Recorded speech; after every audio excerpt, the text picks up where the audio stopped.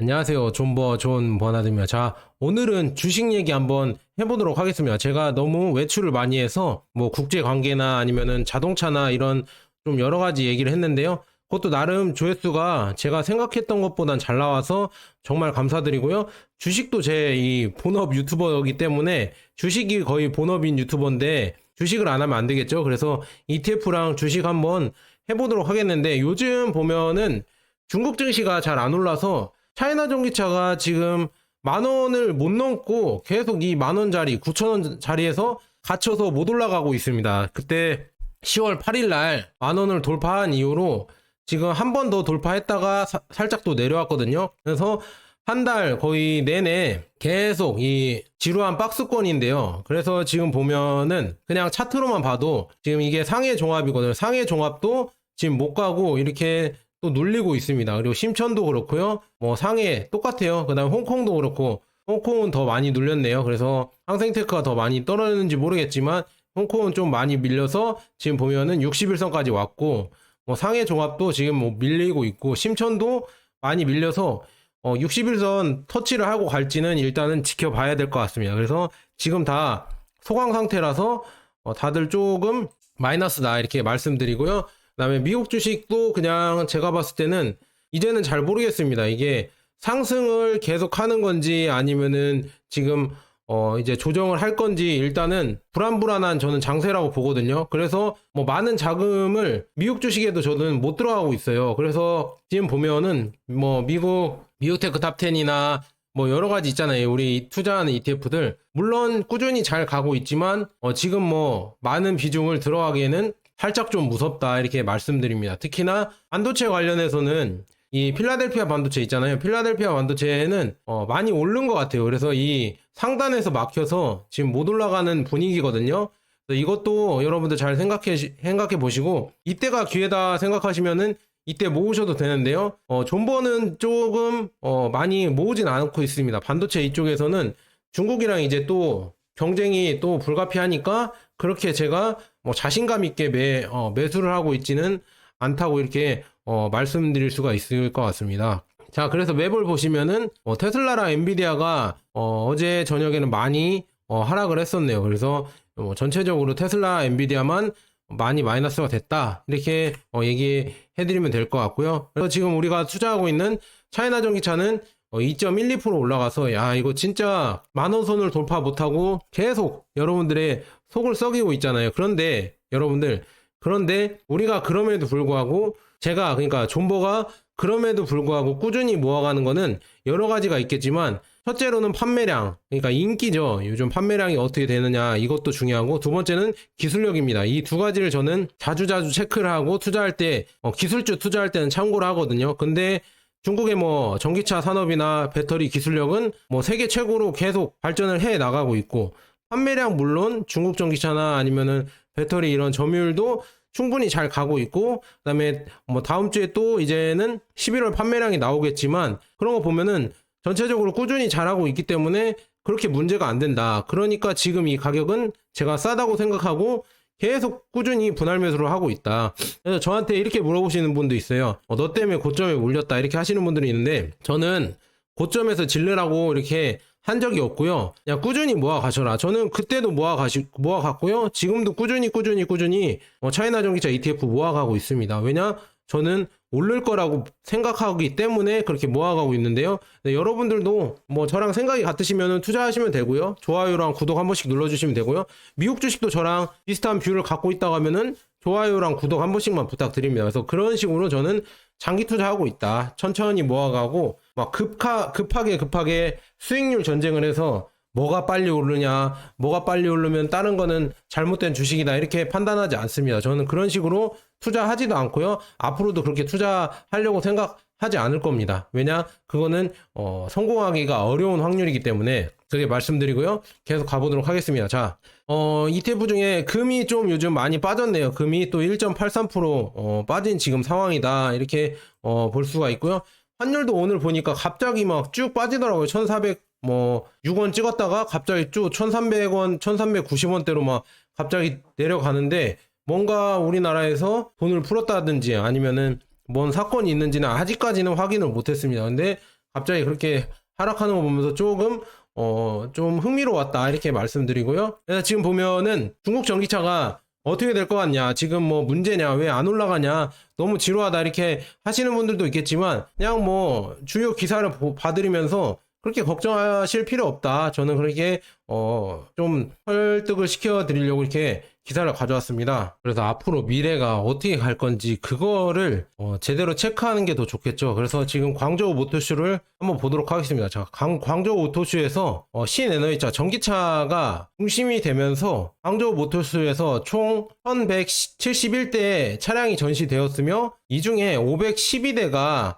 전기차랑 하이브리드였다고 합니다. 그래서 이제는 친환경 차들이 이제 주류가 되고 있다 이렇게 얘기가 나오고 있습니다. 그래서 전체적으로 이제는 전기차랑 하이브리드가 이제 내연기관을 넘어서 주류로 가고 있구나. 그래서 점차적으로 이런 흐름으로 가니까 우리가 투자하는 방향이 맞구나 이렇게 생각할 수가 있고요. 그 다음에 지금 보면은 광저우 모터쇼는 11월 24일 85만 3천 명의 방문객을 끌어들이면서 끝났다고 합니다. 그래서 이렇게 성황리에 이렇게 마무리했다고 하거든요. 그래서 사람들도 많이 오고, 그래서 지금 보면은 전체적으로 이제는 내연기관을 넘어서 하이브리드와 주행 연장형 차, 그 다음에 배터리 차 이런 데가 진짜 많이 이렇게 차지를 했다. 이제 많이 이제 성장을 했구나 이렇게 볼 수가 있습니다. 그래서 주요 뭐 이런 여러 가지 지금 퍼센트로 보면은요, 지금 배터리 전기차 있잖아요. 이 판매량 한번 보면은 10월에 56.3%를 차지하면서 전년 동기 대비 36.7% 증가한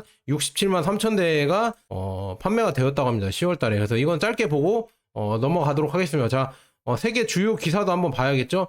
우리가 가장 중점적으로 보는 게 중국 전기차나 아니면은 그냥 미국 주식이나 한국 주식 투자하시는 분들이 중점적으로 보는 게, 트럼프가 취임을 하고 나서 과연 관세를 어떻게 할 것인가 이거에 대해서 의문이 많았잖아요. 근데 오늘 또 이렇게 속보로 나왔는데, 중국, 캐나다, 멕시코 이 수입품에 10에서 25% 관세를 매길 거라고 트위터에 이렇게 올렸다고 합니다. 그래서 이거 한번 보도록 하겠습니다. 자, 그래서 어느 정도인지 봤더니 일단은 보면은 중국산 수입품에 10% 관세를 한다고 합니다. 10% 관세를 하고요. 그는 동시에 멕시코와 캐나다에는 25%에 달하는 추가 관세를 부과한다고 합니다. 왜 중국산을 막 100%, 막 60% 한다고 이렇게 했었는데 생각보다는 저는 적다고 보거든요. 제가 제대로 이해하는지 모르겠지만 이 퍼센트로만 봤을 때는 중국에게 오히려 호재이지 않나. 중국은 막 60% 할 것 같아서 계속 쫄아 있었는데 오히려 10%면은 이득이지 않을까. 이 선반영이 돼 있어서 오히려 이득이지 않을까. 조금 안도의 한숨이라고 해야 되나? 그래서 트럼프의 관세 폭탄을 하면서 S&P는 내년 중국의 성장률을 4.1%로 하향했다고 합니다. 하향했는데 여러분들 성장치가 4.1%예요. 우리나라는 2%도 못 넘느니 뭐니 이렇게 말이 많은데 여기는 4.1이 나왔다. 이렇게 성장률이 그래도 낮아졌지만 그래도 성장률이 높게 나왔다. 이렇게 말씀드리고요. 그 다음에 지금 항생테크가 왜 이렇게 많이 떨어졌냐 이렇게 물어보시는 분들이 많이 있을 거예요. 이게 지금 보면은 중국의 5대 빅테크 주식들이 일주일 만에 시총이 57조 증발을 했다고 합니다. 왜냐? 경기 침체 여파가 또 다시 불러일으켜서 그거에 대한 공포 때문에 주가가 빠졌거든요. 그래서 텐센트, 알리바바, 바이두, 핀더더, 그다음에 징동닷컴 이 5대 빅테크 시가총액이 지금 57조 원 이렇게 증발을 했다고 합니다. 하나로 이렇게 증발했다. 그런데 이렇게 되면은 또 저평가일 수 있겠죠. 그래서 또 이제 저가에 매수세가 또 다시 들어올 수가 있으니까 모르겠어요. 이런 변동성은 원래 주식에 다 있으니까 저는 그렇게 크게 단기적으로는 생각하지 않는다 이렇게 말씀드리고요. 그다음에 장기적으로 봤을 때 그러면 중국이 어떻게 될 것인가 이런 걸 봤을 때 애플의 팀쿡이 또 오랜만에 세 번째 중국행이다. 리창 총리 등과 또 공급망 토론을 하러 왔다. 그러니까 중국과 미국의 관계가 앞으로도 더 안 좋아지고 전체적으로 전쟁을 하면서 무역 전쟁을 하면서 우리 주가가 더 빠질 것 같냐 이렇게 물어보시면 저는 아닌 것 같습니다. 왜냐 테슬라가 지금 트럼프 지금 정부에서 효율부 장관인가 뭔가를 맡고 있으면서 테슬라 일론 머스크는 대표적으로 리창 총리랑 친하면서 친중이잖아요. 친중이라고 하기도 뭐하고 그냥 중국에서 장사를 하고 있고, 그 다음에 애플도 중국에서 장사를 하고 있고 중국에서 이렇게 더 친교를 맺으면서 더 친하게 지내려고 하고 있는데, 이렇게 애플의 팀쿡도 올해 3번이나 중국에 방문을 하고 있고요. 그다음에 엔비디아, 중국 고위급 당국자가 트럼프 2기를 앞두고 엔비디아 경영자와 접견을 했다. 그래서 엔비디아도 지금 중국이랑 이렇게 얘기를 나눌 정도면은 트럼프의 뭐 그런 관세 정책과 차단 정책이 그렇게까지 세지는 않지 않을까. 서로 경제를 살려야 되니까 오히려 활성화 시키려고 하면은 적당한 관세로 오히려 거래가 늘어나게 트럼프는 하지 않을까. 저는 개인적으로 그렇게 생각을 합니다. 그래서 그거를 너무 여러분들 무서워하실 필요는 없을 것 같다. 그리고 중국과 유럽의 관세가 또 문제잖아요. 근데 요즘 들어오는 소식에 합의에 가까워졌다고 하면서 관세가 내려갈 수도 있고 뭐 철폐될 수도 있다 이런 소문까지 돌고 있습니다. 아직까지 확실하게 기사로 나온 건 아닌데요. 관세가 뭐 10% 내지 뭐 20%까지 관세가 또 내려갈 수도 있다. 관세가 있긴 있지만 다시 내려갈 수 있다 이런 얘기가 나오고 있습니다. 그래서 그거가 조금 제가 봤을 때는 좀 기대를 해봐도 되는 호재이지 않을까. 저는 그렇게 조심스럽게 보고 있으며 그래서 이런 호재가 있으니까 저는 꾸준히 모아가고 있고요. 계속 가보도록 하겠습니다. 자, 뉴스들도 많이 나왔어요. 지금 보면은 아까 EU 관리 아까 나왔죠. 중국 전기차 관세 변경 가능성을 암시했다고 합니다. 그래서 브뤼셀과 베이징은 EU로의 중국산 전기차 수입에 대한 관세 해결책에 가까워졌다고 EU 관리가 말했다고 합니다. 그래서 점점 뭔가 이런 관세에 대해서도 협의점을 찾아가고 있다는 이런 얘기가 나오고 있다고 합니다. 그래서 아직까지는 엠바고라서 안 나온 것 같은데 뭔가 합의점을 점점 찾아가고 있나 보죠. 그러니까 이런 소문들이 조금씩 나오고 있는 것 같습니다. 그래서 이것도 한 번씩 여러분들 주목해 봐야 된다. 만약에 이제는 관세가 풀린다고 하면은 또 주가가 위로 튈 텐데 위로 튀면은 그때에 돼서 존버님 사도 되나요? 이렇게 물어보시면은 저도 할 말이 없습니다. 미리 여러분들 가서 기다려야지 나중에 가서 사도 되냐 이렇게 물어보면은 자, 좀 할 말이 없다 이렇게 말씀드리고요. 그 다음에 지금 샤오펑의 창업자 그 허 샤오펑이 이런 얘기를 또 칼럼에서 했다고 합니다. 인터뷰에서 이런 얘기를 했다는데 한번 제가 말씀드리자면 샤오펑이 이제 27년까지 50개의 제조업체, 중국 전기차 업체 중에 8개만 살아남을 것이다 이렇게 얘기를 했다는데요. 그래서 한번 생각을 해봤습니다. 그래서 어디가 살아남을까? 비아디, 샤오미, 리프모터, 하웨이, 샤오펑, 니오, 리오토 하나, 둘, 셋, 넷, 다섯, 여섯, 일곱.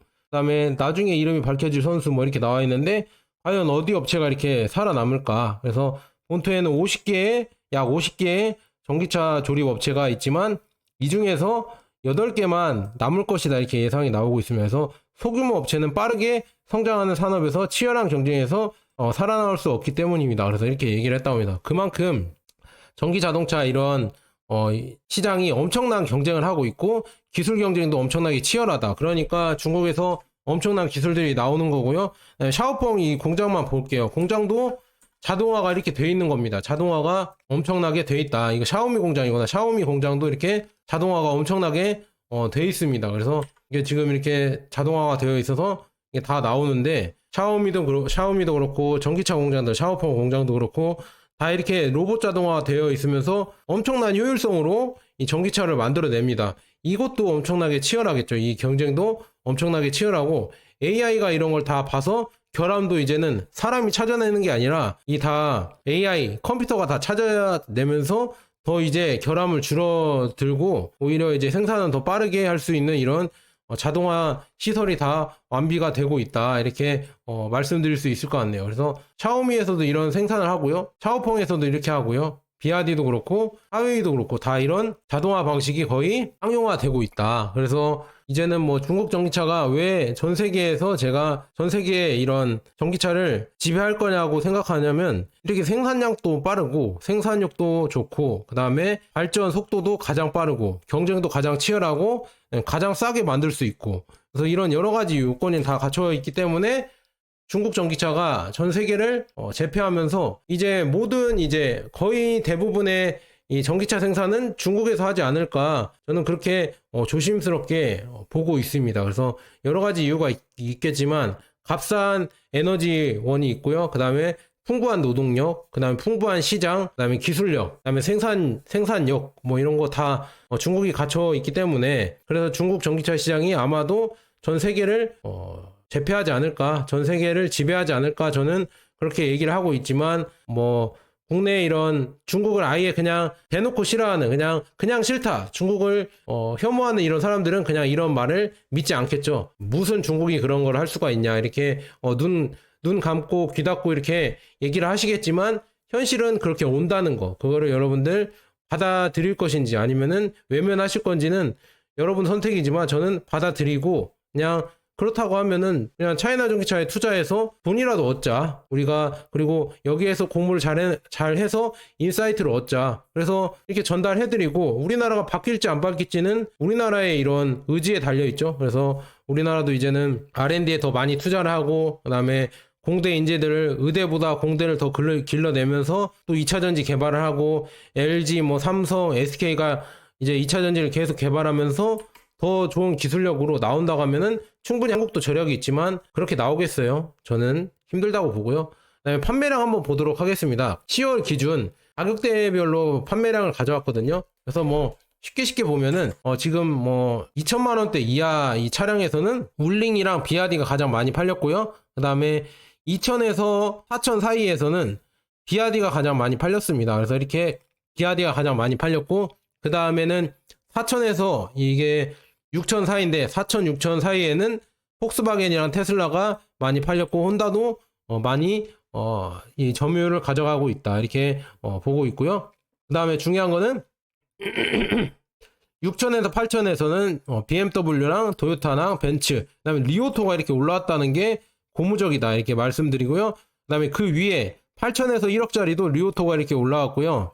그 다음에 1억 이상 차량에는 역시나, 와 이거 대박이죠. 1억 이상 차량에는 오히려 하웨이의 아이토가 1위를 했습니다. 하웨이의 아이토가 오히려 1위를 해서 고무적이다, 대단하다, 이렇게 말씀드리고요. 그 다음에 쭉 이 가격대별로 봤고요. 그 다음에 누적 판매 대수, 10월 기준 누적 판매 대수를 보면은 어디가 많이 팔렸냐, 이걸 한번 봐야 되거든요. 그래서 아까는 10월 달만 본 거고요. 지금 누적 판매 대수는, 이거 보면서 와, 고급 브랜드들이 이제는 중국이 먹었구나, 이거를 알 수가 있었습니다. 잘 보세요.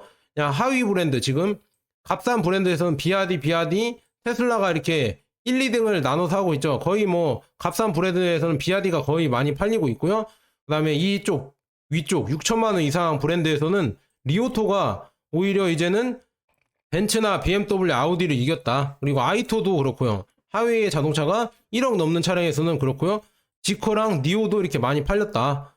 이런 거 시리즈만 봤을 때, 이제는 와, 비싼 차량에서도 오히려 벤츠, BMW, 아우디를 사는 게 아니라 이제는 중국 전기차를 사는구나. 이 젊은이들이 이제는 이런 인식이 바뀌었구나. 그래서 하차감 어떤 분이 이렇게 얘기를 하더라고요. 중국 전기차 어떻게 타냐, 하차감이 딸려서 못한다, 이렇게 했는데, 지금 보면은 중국 내에서는 그 하차감이 없어졌다. 하차감보다 이제는 전기차가 기능이라고 생각하고 전자제품이라 생각하고, 자율주행이 되냐 아니면 인포테인먼트가 우리가 사용하기에 더 편리하냐, 이런 거를 오히려 더 따지고 있다, 이렇게 보시면 될 것 같습니다. 그 다음에 지금 보면은 쭉 한번 계속 가보도록 하겠습니다. 자, 쭉 한번 계속 가보도록 하겠고요. 자, 이제 모델별로 이렇게 한번 보도록 하겠습니다. 모델별로는 지금 시굴이랑 비아디, 이쪽 저가 모델에서는 시굴, 그 다음에 친 플러스 이렇게 해서 송 플러스, 이렇게 비아디가 4천만 원 이하까지는 비아디가 잘 많이 팔고 있고요. 4천만 원 이상 6천만 원 이하에서는 역시나 테슬라의 모델 Y가 1등이다. 가장 많이 팔리고 있고요. 리오토의 L6도 좀 나름 3위로 선방을 하고 있고요. 그 다음에는 지금 이 가격대에서는 아직도 내연기관이 잘 팔리고 있구나, 이렇게 볼 수가 있습니다. 그 다음에 위의 가격대는 지금 뭐 쭉 보면은 벤츠나 BMW나 아우디가 이렇게 위의 가격대에 가장 많이 팔리고 있고요. 그래도 그 아래에 리오토가 이렇게 많이 따라왔고요. 그 다음에 1억짜리 이상에서는 하웨이의 M9, 하웨이 차량이 오히려 더 많이 팔렸다. 1억 이상에서는 오히려 이제는 하웨이를 더 선호하고 있다. 이렇게 볼 수가 있습니다. 자, 이런 변화가 있습니다. 그래서 여러분들도 이거를 잘 챙기시면은 좋을 것 같고요. 누적 판매 대수도 뭐 아까랑 비슷하고 샤오미도 많이 팔렸고요. 그 다음에 중요한 건 누적 판매 대수가 이쭉 보면은 올해 보면은 니오가 오히려 6천만 원에서 8천만 원 사이에서는 니오가 가장 많이 팔렸구나. 그래서 피코도 그 다음에 많이 팔렸고요. 그래서 BMW랑 아우디를 이기고 있다. 지금 여기 보세요. 니오, 샤오퐁 이렇게 있죠. 이렇게 지금 뭐라고 해야죠?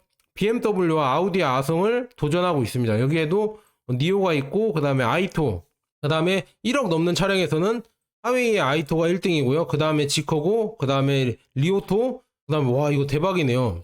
그 다음에 니오 이렇게 많이 팔렸다. 지금 보면은 벤츠 말고는 없죠. 지금 순수 전기차이긴 한데 순수 전기차에서는 거의 이제는 BMW, 벤츠, 아우디의 이 아성이 그냥 아예 무너졌다. 내연기관 아니면은 그만큼 못 판다. 이렇게 볼 수가 있습니다. 그래서 중국에서 독일 고급 브랜드들이 붕괴를 하고 있습니다. 그래서 2024년 중국에서 판매되는 벤츠 있잖아요. 메르세데스의 다양한 모델별 월별 판매량을 보니까 자동차 판매는 일반적으로 1년 내내 증가하지만 특히 3, 4분기에 증가한다는 점을 기록하세요. 그래서 C클래스, E클래스 뭐 이런 데 있잖아요.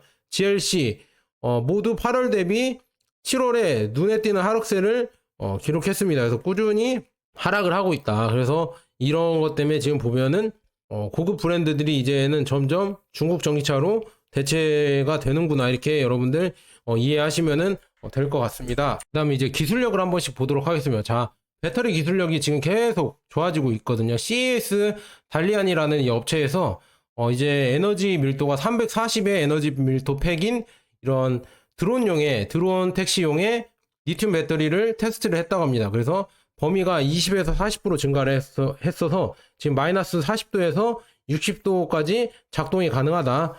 그래서 지금 뭐 새로운 배터리 유효성을 검증하기 위해서 3시간 동안 비행을 했다고 합니다. 그래서 배터리가 킬로당 700밀도의 배터리에 출시됨에 따라 향후 5년 내에 지금 이제 드론 택시죠. 드론 택시의 이 비행 시간이 6시간까지 달성을 할 수 있겠다. 이렇게 얘기가 나오고 있습니다. 이런 연구를 하고 있고요.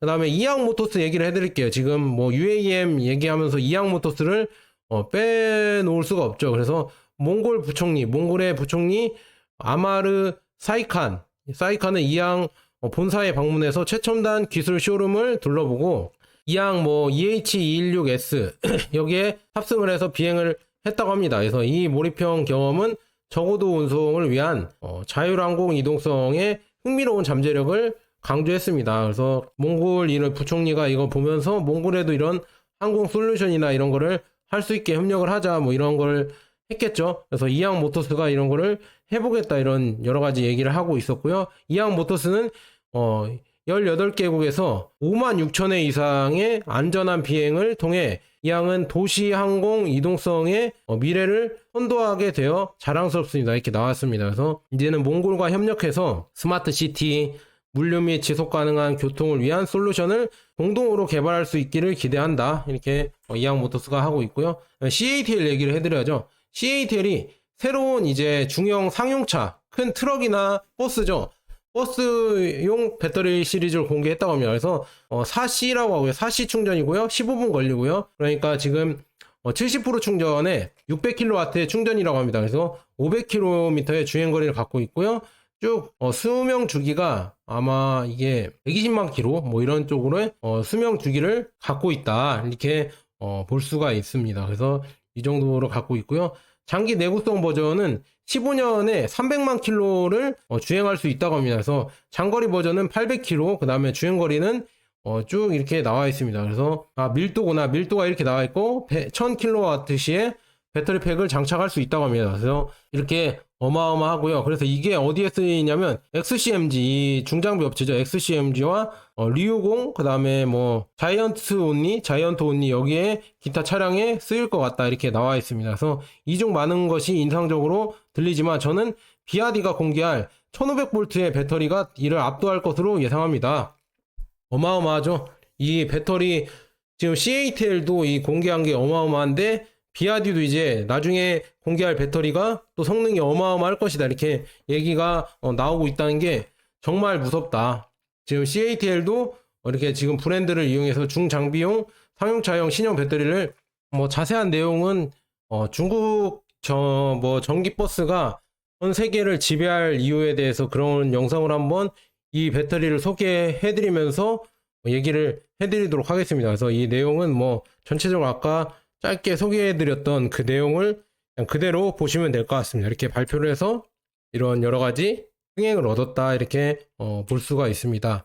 그 다음에 창안이랑 CATL이 협력을 해서 승차 공유 시장을 위한 배터리 교체 가능한 전기차를 제공을 하겠다. 창안 자동차가 CATL의 교체 솔루션 기반으로 한 이런 차량을 제공을 해서 이 교체 솔루션도 한번 테스트를 해보겠다 이렇게 얘기가 나오고 있다고 합니다. 그래서 CATL에게도 좋은 소식이고 뭐 창안에게도 좋은 소식이랄 것 같아서 이렇게 소개를 했습니다. 계속 가보도록 하겠습니다. 자, 상하이 자동차는 2세대 전고체 배터리 양산을 26년에 시작할 거라고 하고 있습니다. 야, 진짜 이제는 많은 곳에서 전고체 배터리를 자꾸 만들려고 하고 있네요. 그래서 상하이 자동차도 2세대 전고체 배터리를 양산하려고 26년에 시작을 한다 이렇게 나왔습니다. 그래서 밀도가 400이라고 하거든요. 상하이 자동차는 체리, GAC, CATL, 비아디, 그레이톨 모터스 및 기타 회사들과 군비 경쟁을 하고 있는데 이 전고체 배터리를 계속 개발하고 있었다고 합니다. 그래서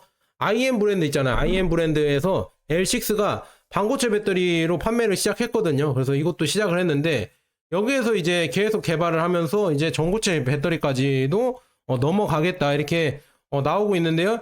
일단은 뭐 지켜봐야겠죠. 이게 과연 전고체 배터리가 잘 나올지 그거는 우리가 한 번씩 의심을 해보면서 기대까지 한번 해봤으면 좋겠다 이렇게 말씀드립니다. 그래서 이렇게 지금 전고체 배터리가 이렇게 나온다는 거 이렇게 볼 수가 있습니다.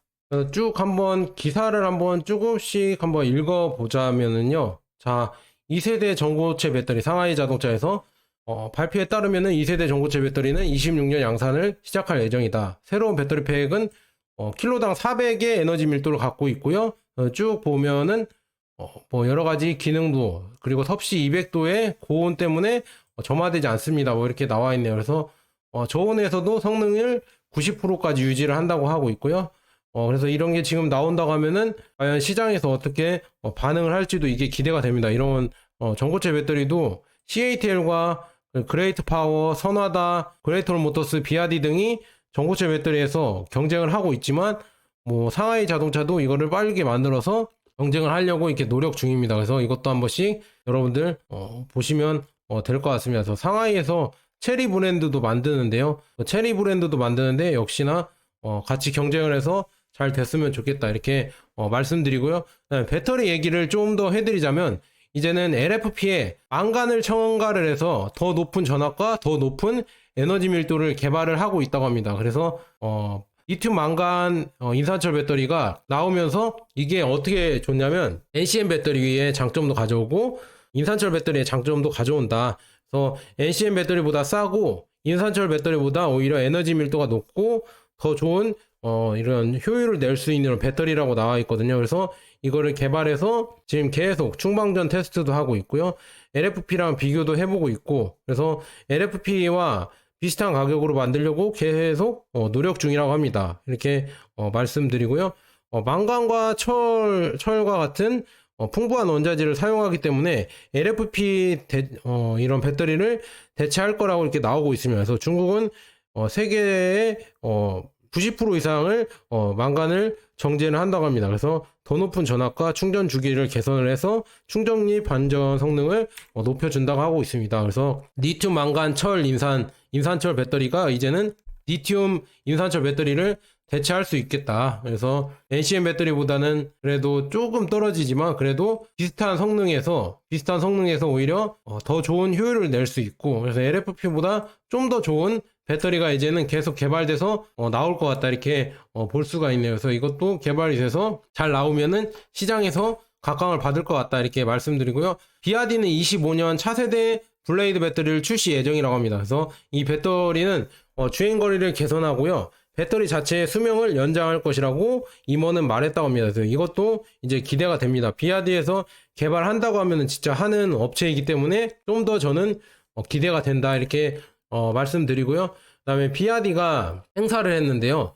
이 30주년 행사로 왕찬프 회장, 비아디의 왕찬프 회장이 나와서 60명, 그러니까 60명, 비아디 소유자 60명과 직원 30명에게 30주년 기념의 일환으로 뭐 양왕이나 양왕 U8이나 그다음에 Z9 GT, 그다음에 팡청바오 8 30대씩 나눠줬다고 합니다. 대박이죠? 물론 경품을 당첨이 돼서 그런 건데요. 진짜 대박이다. 이거를 줄 정도로 이렇게 행사를 하는 거 보면서 정말 대단하다 이렇게 볼 수가 있습니다. 차량을 90대나 줬습니다. 그것도 비싼 차를 90대나 이렇게 쐈다는 게 진짜 대박이고요. 자, 대단하다 이렇게 느끼고요. 비아디는 또 광시 루저우에 ESS를 건설을 했다고 합니다. 그래서 에너지 저장 배터리를 건설했는데요. 매우 안전한 블레이드 배터리를 탑재한 100메가와트시, 뭐 200메가와트시 시스템이다. 그래서 고밀도와 안정성 그리고 긴 충전 주기를 갖고 있다. ESS에 있어서 마지막 두 가지가 더 중요하다. 그래서 안정성이 중요하죠. 그래서 BESS 설치, 유지, 관리, 운반, 확장 및 레이아웃이 쉬워야 한다. 그래서 비아디는 매트릭스 큐브 ESS 그 상품이거든요. ESS 상품 이거를 모든 지형, 기상 조건에 작동을 해야 된다. 극한의 추위, 고지대,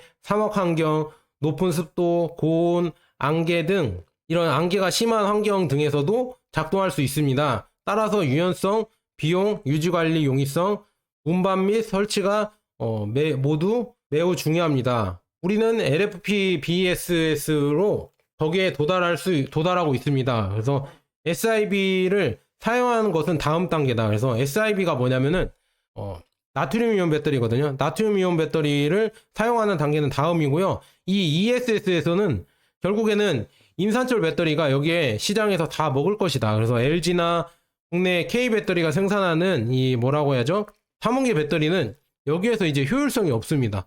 이 에너지 저장 시설에서는 이제 효율성이 없어졌다. 그래서 이 시장은 그냥 아예 중국 LF 배터리가 그냥 죄다 먹을 것 같습니다. 이제는 끝났습니다. 이 시장에서는 이 LFP를 다들 찾는 지금 추세다. 왜냐 화재도 덜 나고요. 그 다음에 가격도 싸고 그 다음에 관리하기도 더 쉽기 때문에 이 LFP 배터리를 더 많이 찾는 추세가 지금 계속 일어나고 있다. 이걸 어떻게 하겠어요? 이렇게 간다는데. 그래서 우리나라도 부랴부랴 LFP를 만들고 있는데 그게 언제 나올지가 미지수다. 26년 얘기를 하고 있는데 26년에도 과연 빨리 나올지 저는 그게 의문이라고 생각하고요. 그 다음에 지금 보면은 이번 주부터 CAS 선전에서 SSB 플러스, 그러니까 전고체 배터리 플러스 리튬 이온 배터리 소재 등에 대해서 비아디와 협력하고 있습니다. 그래서 지금 이 회사가 이렇게 협력하고 있고요. 비아디는 전고체 배터리 특허 2개가 이번 주에 공개되었습니다. 이렇게 나와 있네요. 그래서 이렇게 볼 수가 있고요. CATL과 하웨이도 전고체 배터리 특허를 부여하고 있습니다. 그래서 우리는 전기차에 전고체 배터리가 탑재하는 과정에 있습니다. 아직은 탑재가 안 됐죠. 하지만 프로덕션 모델에 배포하기 전에 더 많은 테스트, 검증, 확장 및 비용 제어가 필요합니다. 저는 비아디가 26년까지 대량 시장 모델에서 안전한 전고체 배터리를 구현하는 최초의 기업이 될 것이라고 생각합니다. 그러니까 비아디에 투자를 해야겠죠. 그렇게 생각하면 될 것 같고, 이렇게 지금 중국 매체에서는 이런 예상을 하고 있습니다. 그래서 비아디가 그만큼 위대한 기업이다. 저는 그렇게 여러분들에게 말씀드리고요. 그 다음에 아까 상하이의 체리 브랜드 있잖아요. 체리가 스페인의 합작공장에서 첫 자동차 생산을 시작했다고 합니다. 그래서 스페인에 있는 체리 합작공장은 11월 23일 날 전기차 모터스, 그러니까 EV 모터스의 에브로 브랜드로 S700이라는 첫 차량을 조립 라인에서 출고를 했다고 합니다. 이 기사 한번 보도록 하겠습니다. 이 시장이 원래는 닛산의 예전 공장이었다고 합니다. 그래서 이 공장에서 생산을 했다. 그래서 스페인의 이제 체리 브랜드가 생산하면서 이제 여기에서 팔린다고 하면은 결국 중국 전기차가 모르겠어요. 스페인에서 생산했으니까 뭐 수출이 아니라고 할 수도 있겠지만 그래도 이렇게 수출이 되는 거겠죠. 그래서 이렇게 많이 팔리고 있다. 중국 전기차가 이렇게 늘어나고 있다는 거 여러분들 보시면은 될 것 같습니다. 그래서 점점 이렇게 중국 전기차가 계속 늘어나고 있다는 거를 여러분들 이렇게 하나씩 체크하시면은 좋을 것 같다 이렇게 말씀드립니다. 유럽에서도 여전히 뭐 다른 분들은 안 팔린다 하고 있지만 오히려 유럽 공장이 망하고 그 공장을 중국이 인수를 해서 계속 중국산 전기차가 나오고 있다는 거 여러분들 이런 거 체크하시면은 좋을 것 같다 이렇게 말씀드리고요. 그 다음에 뭐 기술 얘기인데 이게 360도 몰입형 체험이라고 해서 이게 둥둥 떠다니는 뭐 이런 튜브 같은 건가 봐요. 튜브 같은 건데 라이더와 4D MMW 레이더가 있어서 이 스마트 센서를 이용해서 배터리와 태양광으로 또 구동이 된다고 합니다. 태양광 발전으로 배터리로 구동이 되면서 호버링과 회전도 되고 뭐 여러 가지 시스템이 되면서 이 관광을 즐길 수 있다고 합니다. 그래서 이거 영상 있거든요. 한번 보도록 하겠습니다. 영상이 아니라 이런 움짤이 있습니다. 움짤 보면서 이런 시스템으로 여기에서 카페처럼 이게 즐길 수가 있다. 멋있죠? 이렇게 지금 해상 카페처럼 이거를 운영할 수가 있다고 합니다.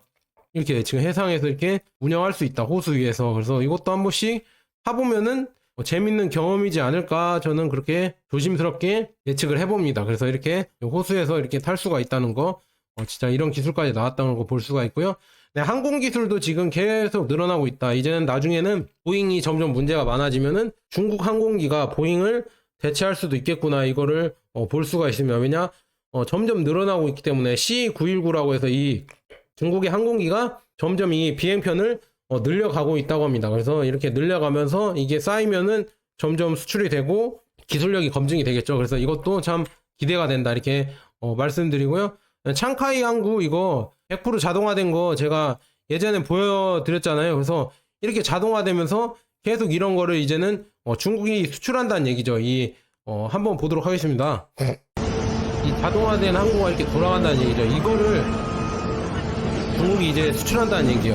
세계에 다 이런 표준의 프랜차이즈처럼 이 항구를 다 지어주면서 수출한다는 얘기죠. 이게 수출된다고 하면은 전 세계 무역의 표준이 중국이 되지 않을까요? 그래서 이런 게 무서운 거다. 이 표준이 되는 게 국제 표준이 되는 게 무섭다. 근데 이 기술로 계속 가고 있고 그 다음에 지금 보면은 중국이 어떻게 이렇게 계속 이 기술과 수출을 할 수가 있냐, 인프라 사업을 수출할 수가 있냐, 이거에 대해서 의문이 많이 있잖아요. 그 의문을 풀어줄 게 몇 개 있는데 이 칼럼을 가져왔습니다. 자, 미국은 원래 이제 금융화가 되면서 계속 보면은 이 금융화가 되면서 금융으로 더 돈을 많이 벌 수가 있었고 그 다음에 세계 통화로 돈을 많이 벌 수가 있어서 힘든 제조업을 다 이제 중국이나 한국이나 일본에게 내주기 시작했습니다. 그래서 조선 분야에서 중국의 230배가 뒤처지게 되었다. 그리고 중국이 고속철도, 5G,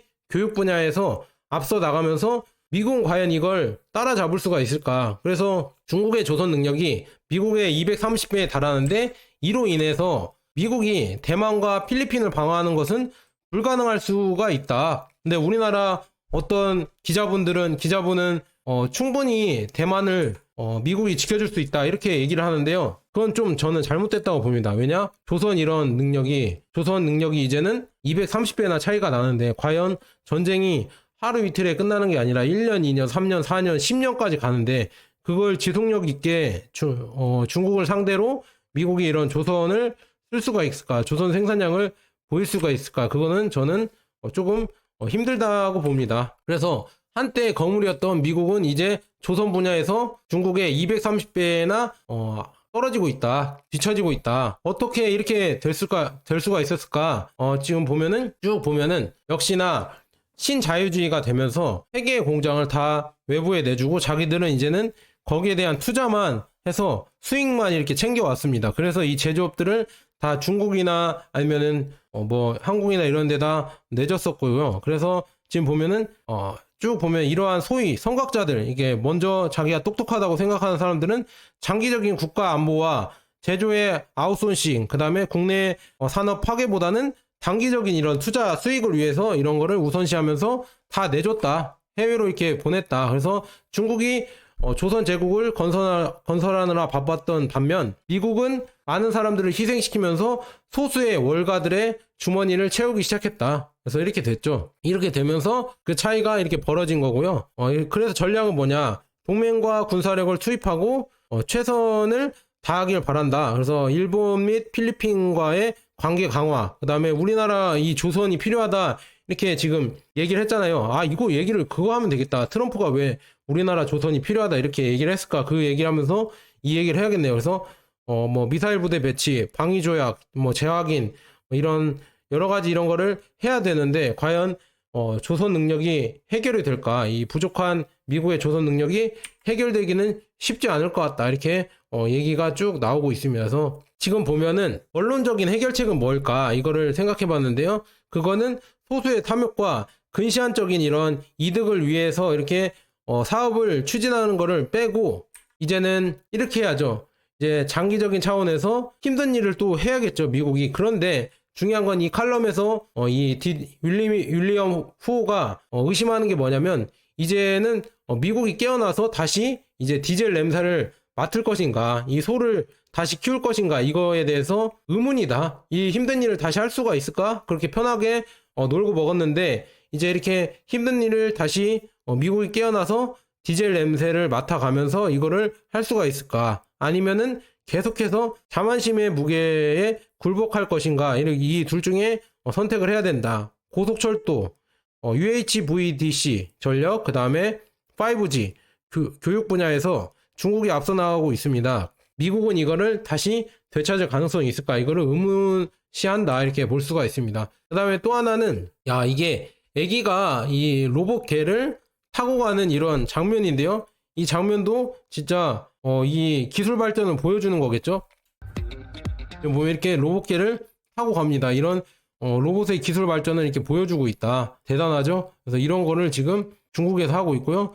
이게 좀 더 된다고 하면은 점점 더 발전을 하겠죠. 그래서 이런 식으로 기술 발전, AI 발전도 빠르게 중국이 하고 있다. 근데 이 가격대에서 미국도 만들 수 있다 이렇게 하지만 미국에서는 이게 1억에 나오면은 중국에서는 한 500만 원 이렇게 나오니까 이게 인해 전술에서 되지가 않는다 이렇게 말씀드리고요. 그다음에 DJI에서는 T100이라고 해서 농업용 드론을 또 이제 출시를 했다고 합니다. 그래서 이게 어느 정도 성능이냐면 최대 이륙 가능 중량이 뭐 149kg라고 나와 있고요.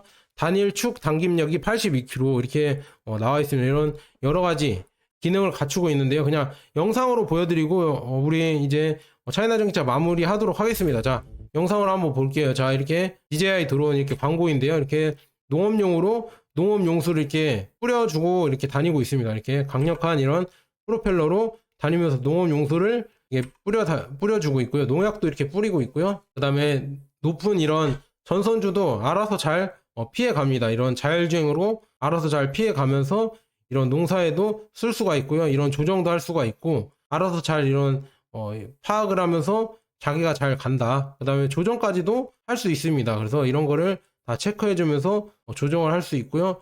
이 농사에 아주 좋은 이런 드론이 될 것이다 이렇게 나와 있네요. 그래서 조정을 해서 농사를 하는 거죠. 이렇게 지금 농약도 뿌리고 용수도 주고 관찰도 하고 주변에 뭐가 있는지 이런 것도 여러 가지 이렇게 감시도 할 수가 있다 이렇게 나와 있네요. 그래서 이런 여러 가지 기능들을 다 할 수가 있고 산에도 이렇게 산지도 이렇게 관리까지 드론이 빠르게 할 수가 있습니다. 대단하죠. 이런 여기에도 산지에도 이렇게 물을 뿌릴 수가 있고 밭에도 이렇게 물을 뿌릴 수가 있다. 대박이죠. 그다음에 이렇게 교체를 해서 여러 가지 기능으로도 쓸 수 있다. 이런 게 다 나오고 있네요. 이런 기능들을 다 가지고 있고 그다음에 이렇게 날르는 기능, 운송 기능까지 가지고 있습니다. 그래서 산지에서 산지로 빠르게 운송할 수 있으면은 더 빠르게 이런 일 처리를 할 수가 있겠죠. 그래서 이런 것까지도 이제 드론이 할 수가 있다. 그래서 이런 것도 측량도 할 수가 있고 별거를 다 할 수가 있다고 합니다. 이런 기술까지 나오고 있으니까 여러분들 좀 너무 뭐 이렇게 걱정하지 마시고요. 저는 계속 잘 되고 있고요. 그다음에 일본조차도 이제는 중국 전기차를 배우려고 이런 거를 분해를 해보고 이런 걸 하고 있다고 합니다. 그래서 이렇게 하는 거 봤을 때 저는 앞으로 미래가 밝다고 봅니다. 그래서 지금 주가가 뭐 많이 안 오르고 있어서 걱정이라고 이렇게 생각하시는 분들도 있겠지만 이것도 다 나중에 이제 인내심의 이제 열매로 이제 작용할 것 같습니다. 그래서 저는 더 올라갈 거라고 보고 있고 꾸준히 모아가고 있고 지금 힘들더라도 여러분들 그냥 지금도 그냥 꾸준히 모아가는 싸게 모아갈 때다 이렇게 생각하시고 가시면 될 것 같습니다. 자, 여기까지 좋은 번화대였습니다. 여러분 감사합니다.